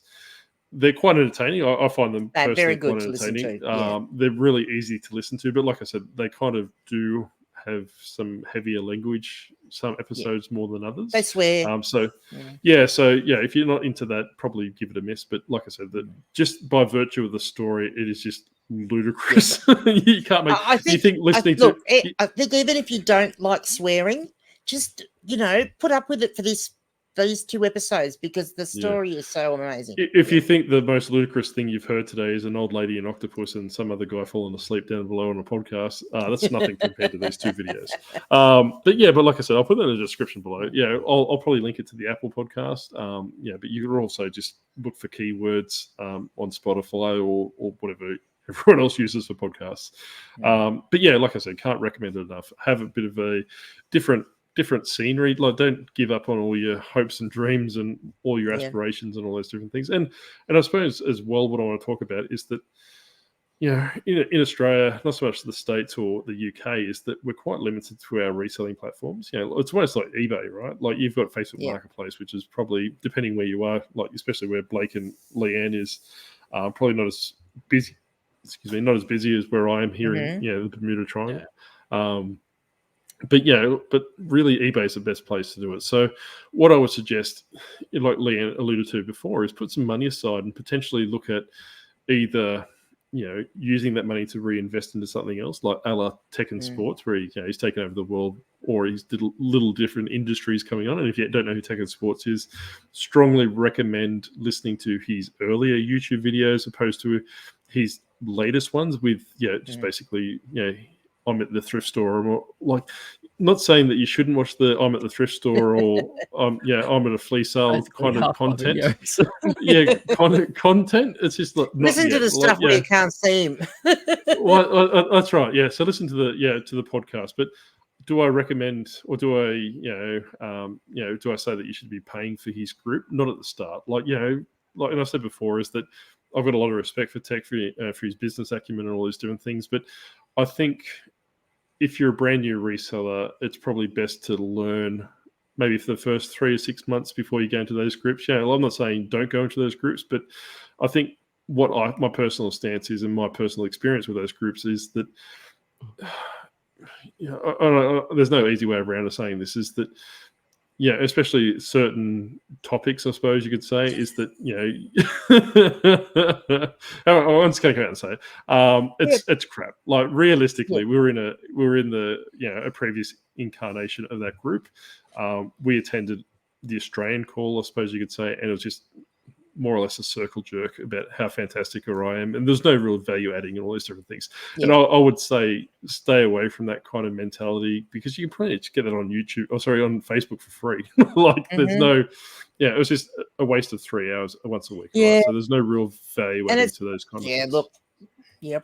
Yep. I probably shouldn't say this either, but interesting when you compare some of the stuff that we listen to in that group, and then to go and watch recent videos of those people and what they're saying about how bad their business was, and yet they were the ones coaching us. Yeah, like I say, I know we probably sound like a broken record for those people who've been listening to us before, but we're trying to make it, we're trying to make it, like, I suppose that, make it as more cost effectively as you can for brand new reselling business, right? Because what you want to do is get into some things like Discord groups as opposed to like Grumpy Granny's Discord group, plug. Instead of going into a Facebook group where you're more likely to get slammed. Yeah, so like I was saying, is that I would personally, like I said, you want to kind of run as a slim, what do they call it, a slim business or a slim startup from the start. So basically, you want to be literally getting everything close to nothing as you can. It's like that goes for your information, your education, all these different things. Like I said, that don't blindlessly follow YouTubers and all these different things, because YouTubers, especially the successful ones, they get their money from ad revenue from YouTube. So they get, when people watch their videos, and that's why they make it like clickbait titles or flashy images to try and get you to draw you in, because you're basically the product, right? So they might be telling you things that might necessarily be correct or might be necessarily relevant for your circumstances. They're getting money, like not huge amounts of money, but they are getting money on behalf of that. So their plan is to try and keep you along watching that video as long as you can, because they can get certain milestones, they get different payments, right? That's why Blake does 4-hour videos of him doing dances or something like this. It's just trying to maximize that ad revenue. But like I'm saying, is that not everyone, I'm not saying they're all out to scam you, and I think we did have one YouTuber that probably thought we were having a go at them, which we weren't. I think they misconstrued who we were having a go at, but yes, I think they did. But like I said, that just don't. I suppose what I want to try and get is just don't get attached to one YouTuber. So look at it from a broad stroke of things. By all means, watch Grumpy Granny. By all means, watch Life of Reseller. Watch myself. Watch Two Aussie Thrifters. Watch the Aussie Flipper. Watch Backroom Burnout. Watch John and Jenna. Flipping Ain't Easy, and all these different channels. But and just ask questions. What's right? Don't become indoctrinated with one person, or if they're very charismatic like Granny is, that.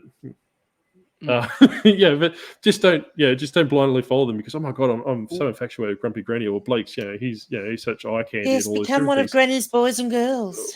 Yeah, that's right. But like I said, that you kind of want to, and like I said numerous times, is that we almost, and we've seen it numerous times, and we're trying to not replicate it. And we do apologize if we come across it a little bit, but you kind of want to get out of that cult mentality, because we do find there's a lot of people become indoctrinated with the reseller, or they become indoctrinated with the personality, because hey, that octopus looks cool, I'll follow him, and whatever he says I'll follow to a T. And they get to the point where people with differing opinions or differing point of view, they start little YouTube battles and all these different things. And this is what I was going to ask Grumpy Granny later, is that when I was watching Flipping Out Easy this morning, that they pretty much, they were talking about the exact same thing, that they were like, there's this misunderstanding from what I gathered, that all of a sudden it's blown up to this YouTube reseller wars and all these different things.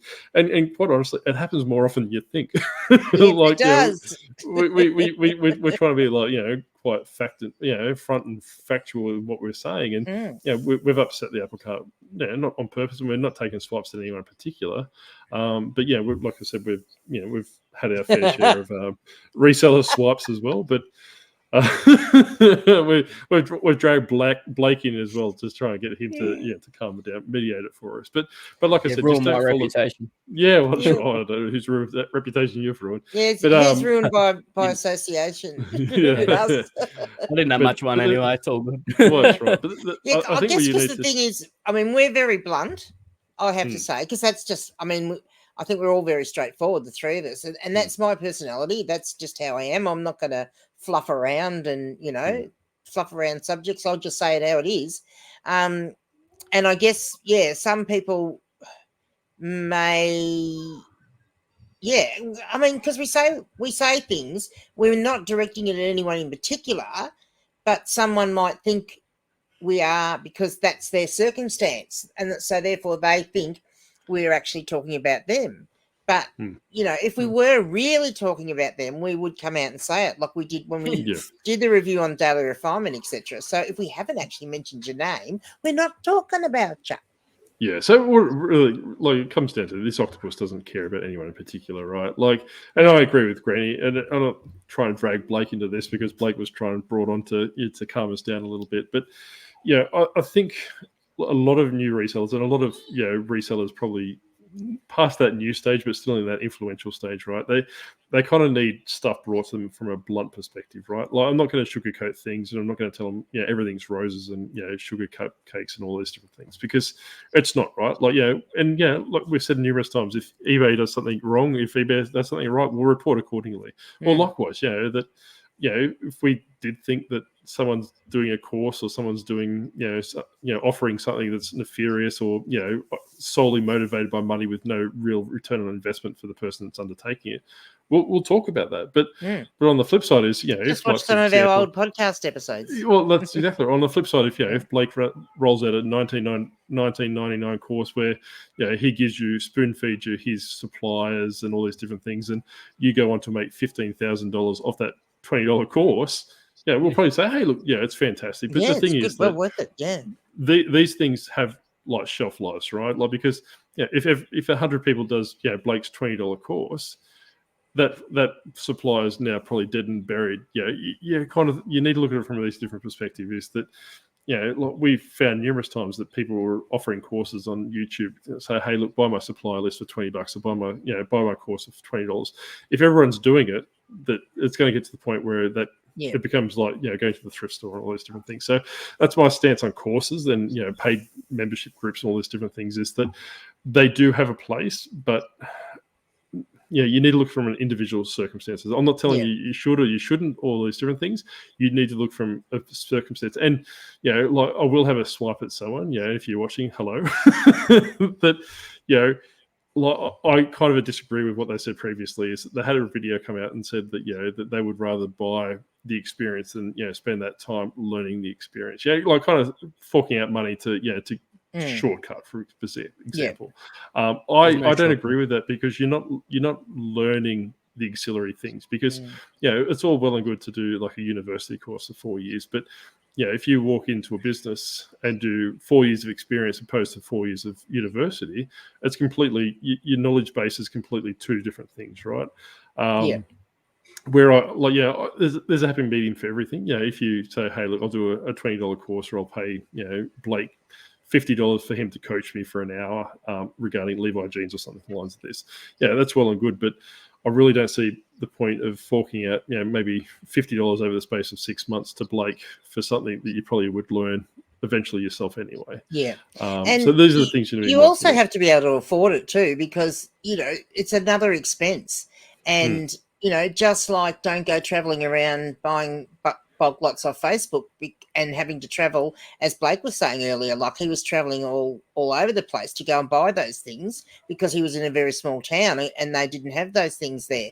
So everything's a business expense. And yes, okay, you can write off a lot of that for taxation purposes, and that's fine. But in the end, you still need to be making some money regardless. And if you're wasting money, and look, I'm not going to say it's wasting it, because it's not always, because sometimes it's a good fit. And some of those groups are great. Like, I said straight out with the one that we were in that, my plan had been at the start, which is what I did, although I did kind of get kicked out in the end, was to go in, get all the information that I could for a few months and then get out. I wasn't, my plan was never, my intention was never to stay in that group long term. And you've got to be smart about it. Be smart about it. But if you're just starting off and you're not even making one sale every single day, you probably can't afford it, because if you put that as another expense every month to come out of your business, the money's not there. That's that could be, whether it's a course or whether it's even just buying your own stock and stuff. I guess it comes down, especially when you're starting, it's like, we're resellers, obviously, so we spend a lot of money and we hopefully make a lot of money as well. But where you can save the money. Like $1 saved is $1 earned. Is that what they say, sort of thing? Like, it's to an extent. Like you don't want to spend all your money up front on something that won't sell for a year because you're still out that upfront cost until those items sell. So you got to be smart about what you're spending your money on, whether it's items, courses, anything like that. You just got to, be objective and use your noggin.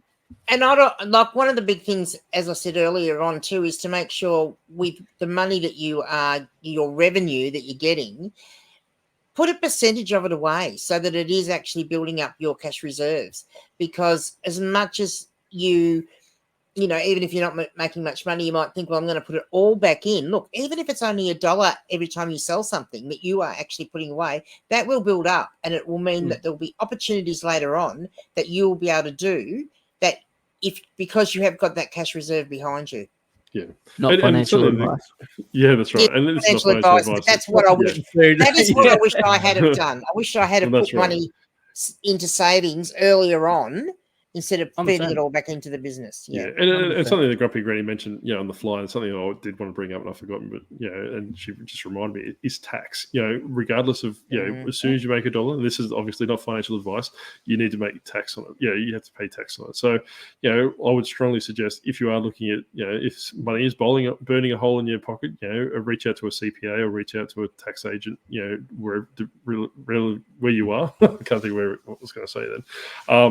And that there are tax agents out there. You can go on Facebook and all those different things. The ones that the people that I speak to that I respect highly and I speak to very often, they recommend Ethan Rushot from an Australian perspective, and he's also brought a course out which I'm planning on undertaking undercover in the next week or so. So I'll probably let you know how that rolls out and if it's worth it. And like I said, that like Chris Furlong, two Aussie thrifters, and a few other people that I speak to quite, and I respect quite highly, is that they use Ethan's, services, and I think the course, I think it's about $180, and it teaches you pretty much how to run a business. Maybe the best and the first investment you should be making in your business before you even set foot into a thrift store, or on foot onto eBay. But like I said, my plan is in the next couple of weeks or the next week or so, depending when I get time, is to actually undertake that course and give you a bit of a heads up to see, what I think from a perspective is that. Because if you set your business up the correct way from the start, it makes it infinitely easier to run it, because you need to keep receipts, you need to keep records and all these different things. A lot of people don't talk about. They just basically said, hey, look, I went to the op shop or I went to the thrift store and paid $3 for this, and I sold for $418. And you're like, well, that's fantastic. And they say, hey, look, I don't take out fees and all those different things, but you need to take out fees, you need to take out postage, you need to take out taxation, you need to take all these different things out. So that's something that you need to be mindful of. But in the meantime, before I do my review video, reach out to Ethan and just see. Just before you go off that topic, if nothing else, even before you go and see a CPA, set yourself up a spreadsheet, a simple spreadsheet, or ask someone that's already got one. If you ask nicely, you might get someone like myself that might let you give you one. But you need to know exactly how much profit you're actually making off each item.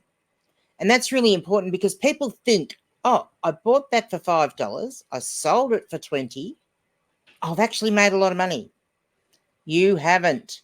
So, there's that perception that you have, but when you actually go through and look at the amount of costs that you've got to take out of it, you actually probably haven't made a lot of money, especially if that was including postage.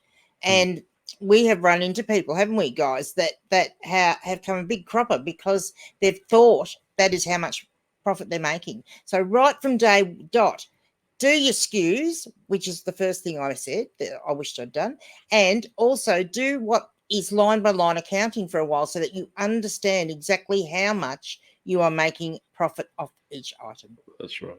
And and like I said before, you've got all these different and quite quickly, just on the back of that, is that when I was trawling through Facebook this morning, I actually seen someone put on a post saying, oh, did you know eBay charges this much fees? Is that do not sell on eBay if you don't know the fees you're going to be paying. I can't say that. I can't say that enough, because it's not just isolated to Australia, because I'm in American eBay groups as well. It happens all the time. I always see it 2 or 3 times a day where people are like, oh my God, I sold this for $100 and I'm only getting $66. eBay's a ripoff. eBay is a middleman, right? So they're obviously connecting you to a customer and all those different things. The basis of how much fees you pay and how much postage you pay, that's the basis is on you, right? You can't just go, well, eBay's a rip-off because they charge me $30 in fees or whatever they charge you. That's your fault. And there's no way to sugarcoat that. You should have done that research before you started selling. So, and look, eBay is, yes, you have to pay fees. Don't complain about the fees that you pay. I mean, if you want to do higher promoted listings, which is a whole other topic, that's up to you. But the fact of the matter is, what we pay to use eBay as the middleman, as Octo said, is a hell of a lot cheaper than if we tried to sell this stuff and set up a brick and mortar store and had to pay rent and power and then try and advertise it ourselves. That's you wouldn't the get whole thing. brilliant of the traffic. You're going to make a lot more money sucking up the fees than you are to try and make your own website or make your own brick and mortar store. At least at the start. And that's not to say that I wouldn't suggest and something that my plan for 2024 is to actually open up my own eBay own website, my own Shopify account, just selling a product. Because, like I said, if you've got a replenishable product, you can all those different things, and you can use eBay as much as eBay will probably chase you with a stick for saying this. Is that I wouldn't blatantly use advertising materials with your orders, but you can potentially redirect people to an alternative site than eBay. So because like what Granny and what Blake was saying earlier in the episode is that people don't associate you. They don't come to the Octopus store. They don't come to Grumpy Granny's store. They don't come to Life of a Reseller store. That they look at it from an eBay perspective, right? So we're individual. If you look at us from a market or a flea market or a market store, those different things. I'm going to the Canberra market, as opposed to I'm going to go visit Grumpy Granny's stall at the market, kind of thing. You look at it from that perspective. But like where people say you want to get your repeat customers come through is that. What I find personally is that my repeat customers, especially in my store that I've got replenishables, probably about maybe 2% of people are repeat customers because they just go with the cheapest prices, right? As long as the product is the exact same, they're going to go for one.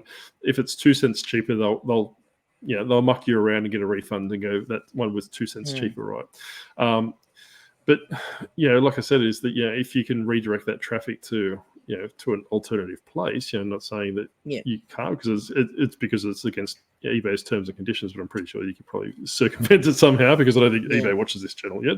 But this is something you probably need to look from a long-term perspective. Is that, and what Grumpy Granny was saying was that put money aside to make endeavors or make investments into other things. Like if you've got a product that you can sell on eBay and you can funnel that customer base to another site or something like that.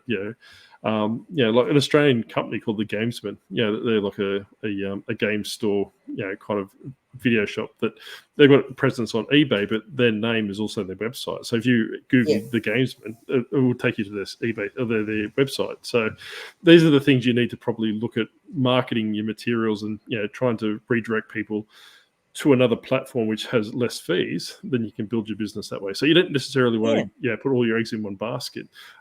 You might want to create a Shopify account. You might want to do something else. Like for example, Grumpy Granny might want to get into making hair rollers, for example. So she could put redirect people to that website and all these different things. So just don't. I suppose, like, realistically, I know a lot of people say, I'm going to use hair rollers for my replenishable item.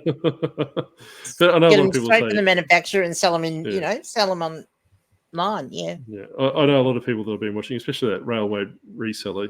He's a bit dodgy, that guy. But they always say that they're going to do eBay until the day they die because they love reselling and all those different things. But I've kind of fallen, in line with what Tech and Sports are saying, is use eBay as a platform to do other things for yourself, like, diversify your portfolio. If that's, creating your own products or creating another business with eBay funds and all those different things. You don't necessarily, what Granny was saying is go out and buy, spend all your money that you made on eBay onto more product because, you're not, you're kind of selling yourself short. So you're probably, like I said, this is not financial advice, all those different things. This is what my personal 2024 goal is to, potentially look at either creating a product, not necessarily that will be conducive with eBay, but something that's obviously built based on the Octopus, and create my own website and start driving traffic to there for that kind of stuff. That'll be interesting, boys and girls, won't it?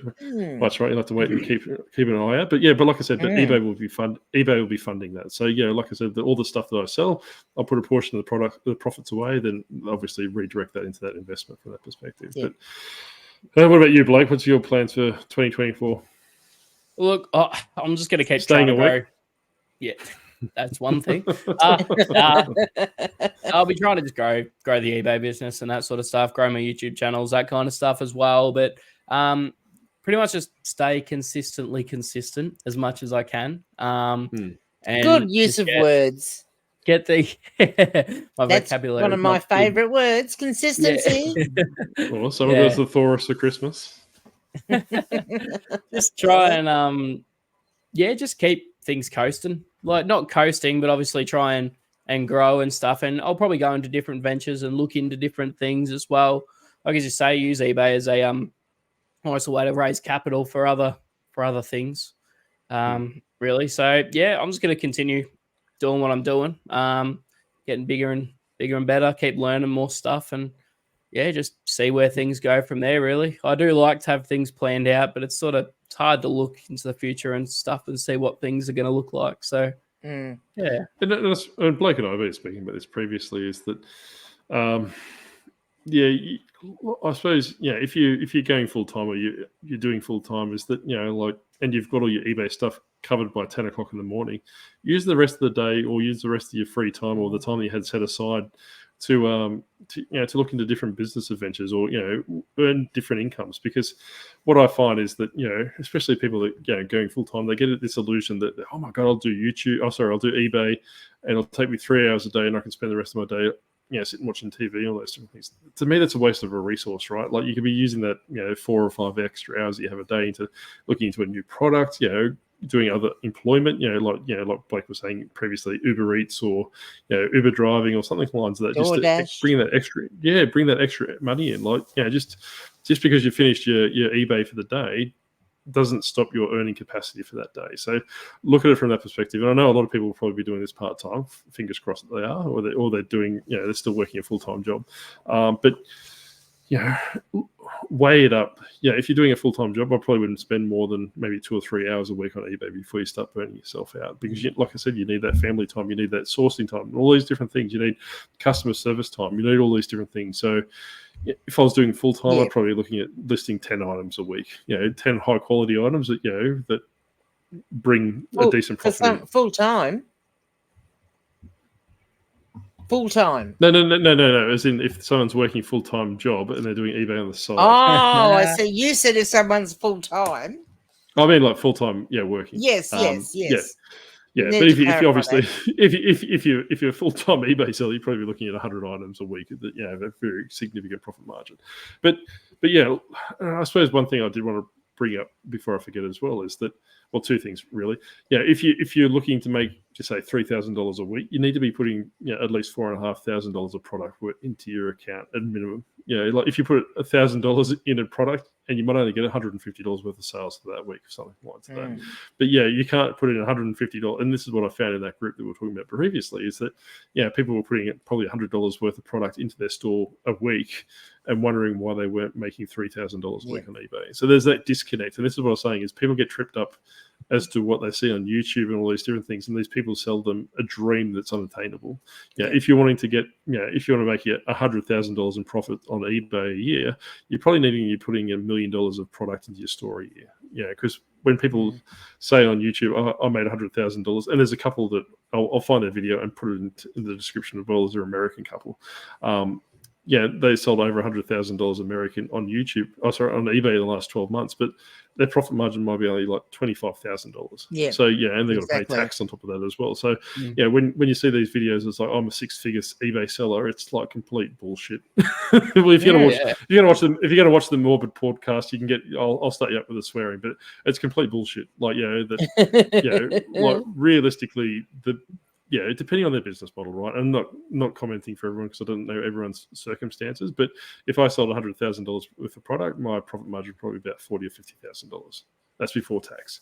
So and that's depending on what you're buying as well. So and likewise, what I've said numerous times before, if someone sells maybe 6 or 7 Rolex watches, that could potentially push them over $100,000 a year. So just because they're a $100,000 eBay seller doesn't really give them much credibility. Because you don't know what they're selling. Are they selling $1,000 items? Are they selling $50,000 $2 items or something like this kind of thing. So you need to Poor be very Blake, mindful he's of been what up you do. since 5 o'clock this morning. No, He's I've very also tired. given up coffee, so I'm dying. No. Good, Yeah. good. Oh, no wonder Good. you're yawning. Yeah, All right. I'm struggling. Before we put Blake back to bed, one last thing I want to do, and this is the tidbit for everyone, is that you will be subjected to returns, right? So don't go out and spend your hard-earned eBay money that you've just sold. You sold a PlayStation 3 for $120, and you're going to walk out and spend all your money. Then 3 weeks later, they open a return up because it doesn't work or they don't like it anymore. But you're okay because you covered. You said that you don't accept returns. Well, guess what? You do. Regardless if you think you do or you don't, eBay will force it onto you. So if you want this octopus's advice, like I said, not financial advice, but I don't know if it falls into that category. Every one of your listings should say returns accepted for 30 days and buy pays postage. There's always ways around that because they'll class as an INAD, which is not as described, then you'll be on the hook for postage. But you need to get into the mindset is that everything I sell is subjected to potentially returns for the next 60 days or even potentially up to 6 months for credit card chargebacks because if people will go, I don't remember buying this, and they'll do a credit card chargeback. And being a relatively new reseller, and Blake and Granny can attest to this as well, is that you'll be subjected to scammers left, right, and center. Like every Yes, you will. every second message that you get when you're a start, probably the first 20 feedback, I dare say, that you'll be very heavily geared towards scamming. So be very mindful of what what you agree to and what you're selling. And what Blake said earlier is describe your item to a fault, with his little hole in his shirt, or like Granny was saying with the cardigan with a hole in it as well. That take photos of it, explain it, make it sound worse than it is, because then when people get it, they'll probably be happy because it's it's described worse than what it actually is. Don't ever take any of your conversations or messaging or anything to do with the transaction. Don't take it outside of eBay. Or if you're going to sell on Depop, don't take it outside of Depop. Don't take it outside of any platform that you're on, because they're the scammers, because they want to get you outside the platform. And what will generally happen is they'll say, oh, this is for a gift, but I would also like you to buy a gift card worth $60 to include in the parcel. Can you do that for me? And look, it's just a big rip-off. So don't do it. Like I said, you need to be very mindful of what's going on. And if you take stuff off if you take things off eBay finds out, they'll still charge you the final value fee, so you won't escape that, and there's a good chance your account will be suspended as well. So like I said before, and to wrap it up, your eBay is probably, especially in Australia, is your greatest asset, right? You don't want to be throwing it away by doing stupid things. If you're a new reseller, by all means put it in the comment section below, and you can reach out to me on Instagram, and I can give you a little bit of advice. I'll tell you who to watch on YouTube, or where you can go for information about all these different things. But Blake, hit him up. You can find me on Instagram. How he cleans things is very good. That's right. You can find me on Instagram under the Life of a Reseller. So by all means, reach out. But in all seriousness, reach out, ask questions. Don't be afraid to ask questions. And like I said, and just take it for a grain of salt. If I tell you one thing and Granny tells you a different thing, work out what's best for you, and what sounds like less bullshit, I suppose. Exactly.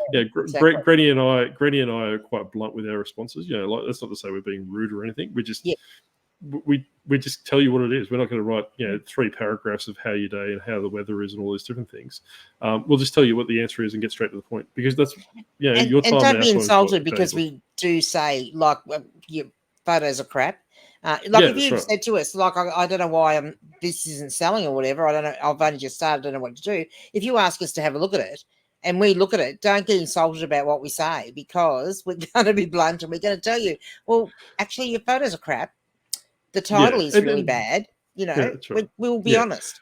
Well, that's right. Yeah, and I'm quite happy. If you want to drop your eBay store, Instagram message, just don't drop it in there, because I won't know what you're talking about. At least have the niceties to say hello to the Mr. Octopus. And I won't get to it straight away. I'll probably might take a day or two to have a look at it like I do everyone else. But yeah, like I said, that I'll come back and let you know what I personally think what's wrong with your store. And that's not to say I'm correct, but at least it give you some kind of guidance of, a fresh advice. Because, and one last thing before I put Blake to bed is that, your family and your friends won't care about your eBay adventures, right? They don't care if you've sold a PlayStation 3 for $20 profit on eBay. Yeah, they couldn't care less, right? Unless that your wife's or your husband or your significant other's also selling on eBay, they couldn't care less, right? So basically, all they'll probably see it is that another adventure that's taking you away from the family and, spending more time away from what you should be doing, all these different things. So, build a community, find a community that's right for you. Not necessarily Granny and myself, like you mightn't like us, you might be sick of looking at us for, after an hour and 40 minutes. I don't know why you wouldn't like us though, like honestly. But like I said, you just need to work out what community you feel into. And like we said in the previous episodes is that, dip your toe in everywhere. Like, just don't make yourself exclusive to one community because, a little bit of groupthink comes up from that perspective. There's nothing hurts being a bit of a reseller hoe, sharing yourself around a little bit. But anyway, anything to say before you go to bed, Blake? Before I go to bed, no, I'm not going to bed. No, not like that. Talk up your gaming channel, Blake. Tell them how you like playing your games. Yes, your side hustle is having a gaming channel on YouTube.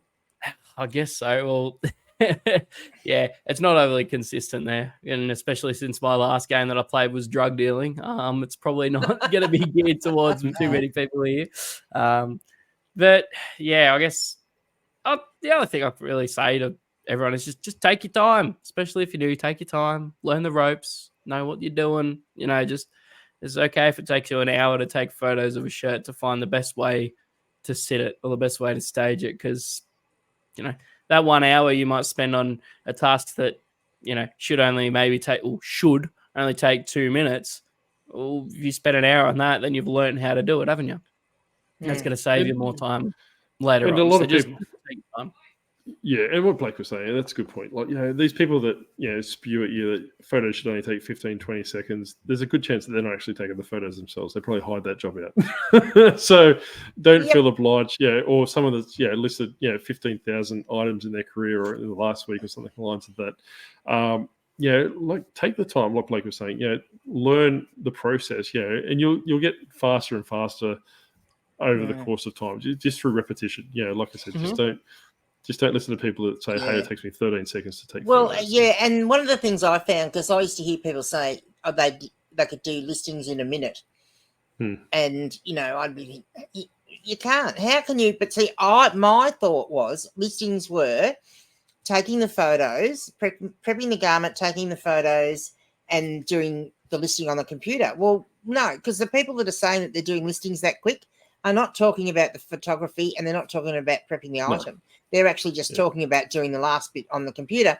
And most likely they've already done the comping even on the price. They've already checked what the price should be. So they're not even doing that. So, in essence, you can't do it in a minute. They'll do what most of us do. They'll sell similar up an item in their own store and just change a couple of words around and press post. That's what I do. Yeah. That's how I live quickly. But you got to build that up first. You've got to get there, haven't you?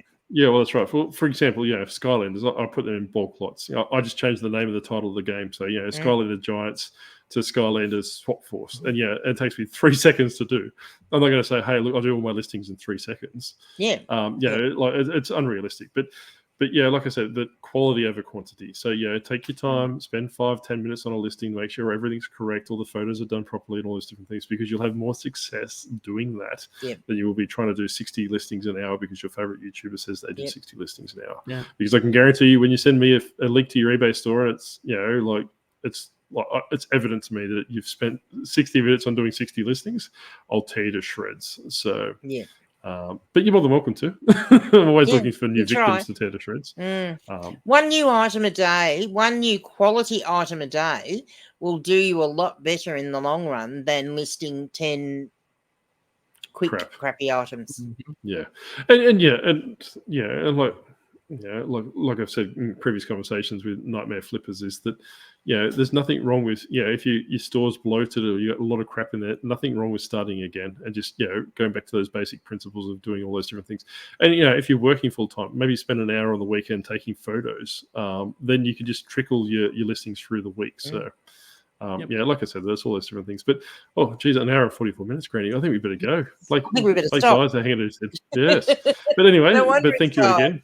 Mm. That's right. Thank you again for dropping in. And like I said, you're more than welcome to reach out to me on Instagram at any time, and I'll try and answer your questions. But but please, subscribe to Grumpy Granny and to Life of a Reseller, because they're both phenomenal channels. Reach out to many channels. Like I said, that just be mindful of the fact is that because we're telling you things, we're not necessarily right for what you're selling. That you need to be very mindful of what you are and what you need to do and what your personal goals are. So all those different things. But start slow, get better, and go from there.